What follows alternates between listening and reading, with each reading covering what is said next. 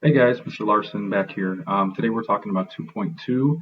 The goal of today, we're going to learn a couple different things, but at the end of the day, we want to be able to graph higher degree polynomials. So a lot of us know how to graph probably linear and quadratic, x to the second, but we want to be able to graph basically any higher order polynomial just by examining a couple different features from the function.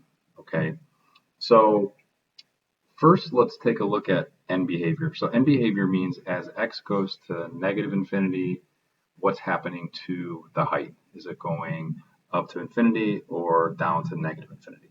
Same thing, as x goes to positive infinity or all the way out to the right, what's happening to the height or my y values or f of x? Is it going to positive infinity or negative infinity? So here would be an example of going to positive infinity on the left and the right. Here would be an example of going to negative infinity on the left and the right. Okay, and there's all types of notation that you learned, like as x goes to negative infinity, f of x goes towards, and you're free to use that, that's fine, but we like to kind of shorten that when we talk about these, and we just say that, for example, this first one here rises to the left and rises to the right. The second one here, we would say falls to the left, falls to the right. So if you want to be more specific and technical and use the as x goes towards negative infinity and then tell me, what f of x is doing, that's fine. But we're also going to use kind of the words rises and falls. Okay.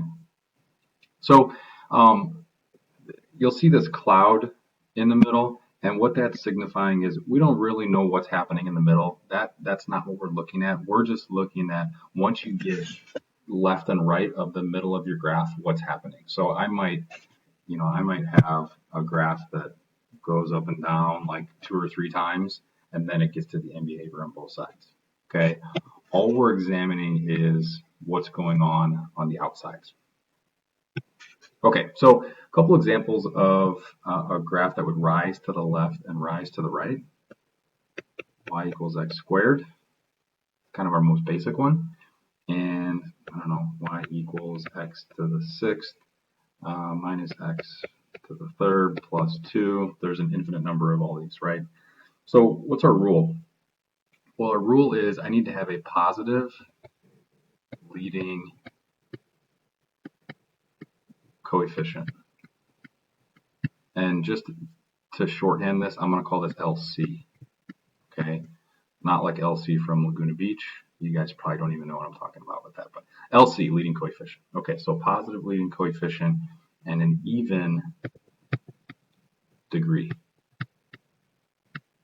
Degree being your highest exponent. So we can see positive leading coefficient. I have like a 1 in front of each of these, even though I didn't show it. And even degree, this was a second degree, this was a sixth degree. So both of those will rise to the left and to the right. Wonder how that LC joke went over. Okay, so let's see about falling to the left and to the right. What's going to happen here? Well, our most basic one would be y equals negative x squared. Another one might be y equals negative 5x to the fourth minus x. Okay, so what are we talking about here? Well, now I have a negative leading coefficient. You notice I have negative 1 and negative 5 for those two examples. And I still have an even degree. Okay, so even degree, the behavior is going to be identical on the left side and the right side. Think about an even function. It's symmetrical over the y-axis. So these won't all be even functions, but hopefully that helps you remember that even has kind of that symmetrical end behavior. Okay, now let's get into this next one, call number 3, where we are falling to the left and rising to the right. I like to think of x cubed, y equals x cubed. Another one,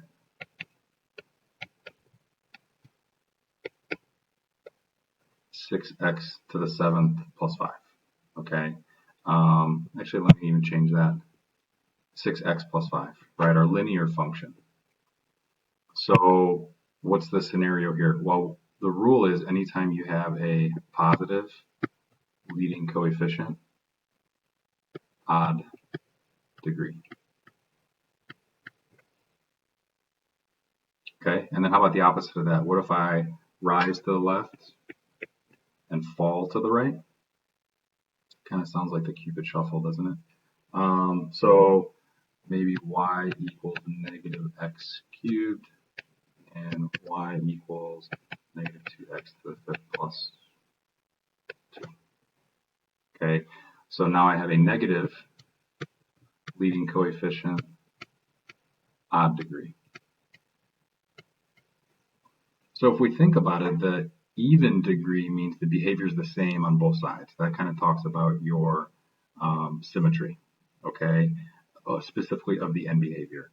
The positive or negative leading coefficient talks about your right side end behavior. So if you have a positive leading coefficient, you're going up to infinity. Positive leading coefficient, you're going to end going up to infinity. Okay, negative leading coefficient, you're going to end up going to negative infinity. Negative leading coefficient goes to negative infinity. So that might be a good way to think about it.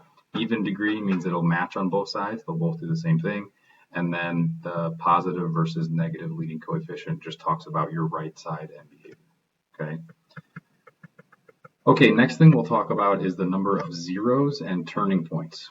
So this won't always give you a clear-cut answer for what your graph is going to look like, but a maximum of the number of real zeros that you have is going to be equal to n.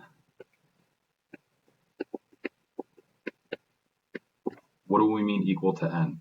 You'll notice up here we have this box that says for a function x to the n plus blah blah blah, okay, where n is the highest exponent. So in other words, let's assume that we're in standard form and n refers to the degree of the polynomial, or that first exponent that you see, the highest exponent. So if you have a 7th degree polynomial, the most real zeros that you'll have is 7.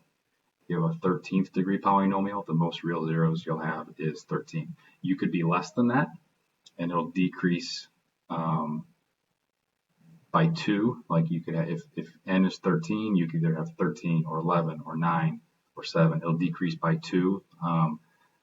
Same thing if you have like, actually we'll talk about turning points next. So it's always equal to n. Well, real zeros, what does that mean? That's another fancy way to say the number of x-intercepts.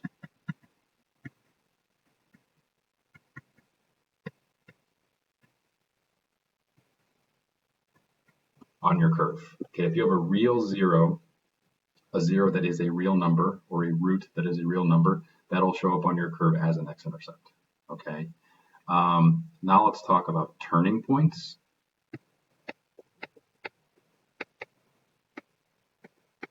That's always 1 less than n, so n minus 1. Okay. Turning points we've learned about in chapter 1. We didn't call them turning points, but these are collectively all of your relative min and max points. Okay, so anytime you turn from increasing to decreasing or decreasing to increasing, those represent what we call turning points. And think about it, it means that your graph is turning directions, right? Either from up to down or down to up. So these show on the graph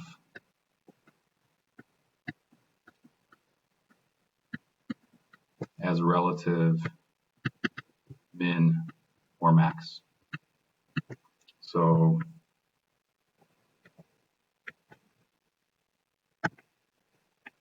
this would have 3 turning points. 1, 2, 3. Okay. Last thing we'll talk about down here, multiplicity, deals with your zeros. So we look at multiplicity when we are in factored form. Okay, factored form. So let's look at the right side first, and then we'll come back and look at the left side here. So let's look at this function f of x equals x minus 1 to the third times x plus 2 times x minus 4 squared. So that's in factored form, right? X equals 1 is a 0, right?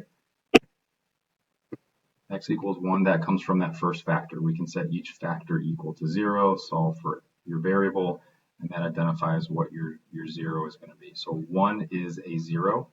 That sounds weird to say, but yeah, 1 is a 0, and I have a multiplicity of 3.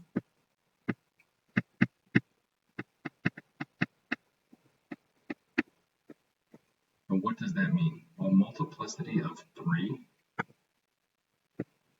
refers to the exponent on that factor. So in other words, that 0 occurs 3 times, right? Because the factor really occurs 3 times. I could write this out as x minus 1 times x minus 1 times x minus 1. We have a shorthand way to do it, and we do it with exponents. Okay, so the multiplicity refers to the exponent on the factor that generated that 0. Okay. All right, so x equals -2 is another 0. Exponent there is 1.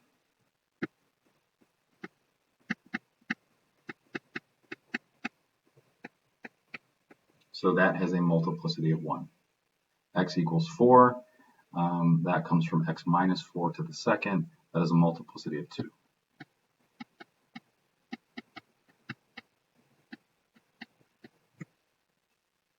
Okay, so let's talk about the importance from a graphical standpoint of zeros and multiplicity. So if I look over here on the right, we talk about behavior at the x-intercept. So let me zoom in a little bit here.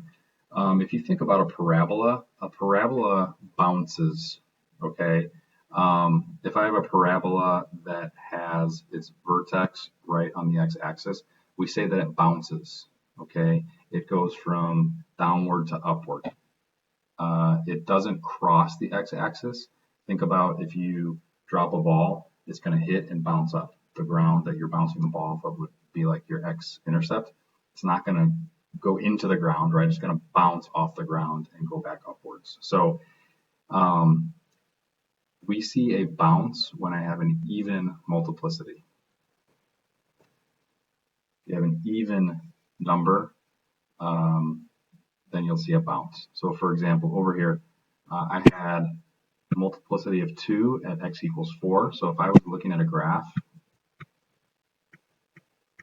it's hard to tell what the rest of this graph would look like, but let's suppose I was coming up towards 4, 0 right here. Because that multiplicity is 2, I know that when I get to that x-intercept, I'm not going to cross. I'm going to bounce and turn the other direction, okay, because of the multiplicity. Let's talk about a cross. So think about a linear function that's just going to go through the x-intercept and cross to the other side, right? Your linear function is a basic one. So if you have a multiplicity of 1, that's the effect that you would have. So if I look at my graph over here, I had, when x equals -2, I had a multiplicity of 1.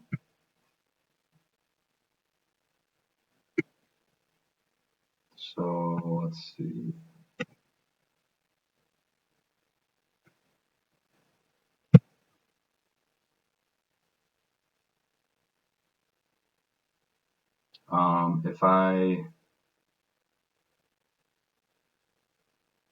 Let me draw a new one, because that graph wouldn't make sense by the end.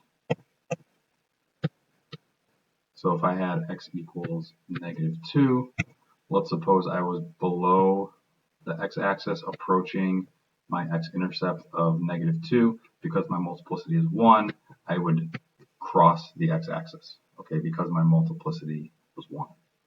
A wiggle, kind of like a cross, but a little more specific, and you'll deal with that more once you get to calculus. A wiggle occurs when you have an odd multiplicity, but not 1, because we already said 1 was going to be a cross. A wiggle, think about x cubed. Think about x cubed, okay? Or let's look at this example over here. I had multiplicity of 3 at x equals 1. So at x equals 1, let's suppose I was below approaching, I would kind of wiggle my way across. Okay, kind of like a cross, but a little bit different. All right, guys, that's everything. I'll have this key posted for you as well. Thank you.